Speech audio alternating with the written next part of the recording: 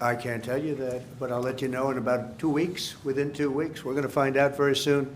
We're going to find out whether or not he's tapping us along or not. And if he is, we'll respond a little bit differently. But it'll take about a week and a half, 2 weeks. We have Mr. Witkoff is here, who's doing a phenomenal job, is dealing with them very strongly right now. They seem to want to do something, but until the document is signed, I can't tell you. Nobody can. I can say this. I can say this, that I'm very disappointed at what happened a couple of nights now where people were killed in the middle of what you would call a negotiation. I'm very disappointed by that. Very, very disappointed. Yeah, please.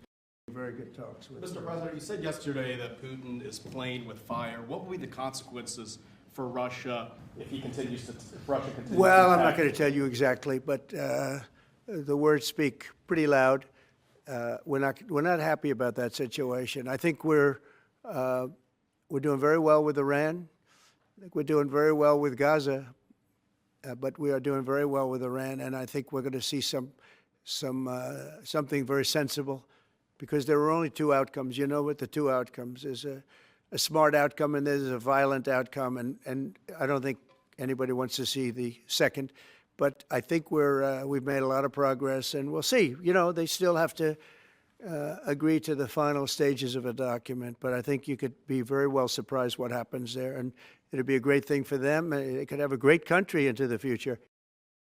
President Zelensky says he's ready to sit down with you and Vladimir Putin in Geneva, and it sounds like General Kellogg is working on preparations for that. Are you planning to sit down with the two of them in Geneva, and when? Well, I will if it's necessary. You know, it takes. We have to. I think I'm at this point. I wish it would have been that way a couple of months ago, but at this point, we're working on President Putin, and we'll see where we are. I think we're doing fine, but we'll see. I don't like what's happening. That's one thing I'll say. I don't like when I see rockets being shot into cities. That's no good. We're not going to allow it. You've always said that the war never would have started if you were president, and yet he doesn't seem willing to do anything that you want him to do. No, we would have never had a war. We would have never had a war. If I were president, if the election weren't rigged, you wouldn't have had the war. You wouldn't have had the war. You wouldn't have had inflation. What stopped you from imposing new sanctions on Russia? This isn't my war. This is Biden's war, Zelensky's war, and Putin's war. This isn't Trump's war. I'm only here for one thing, to see if I can end it, to save 5,000 lives a week and a lot of money, the money being much less important. Blow up a lab, but nobody's going to be in the lab, as opposed to everybody being in the lab and blowing it up, right?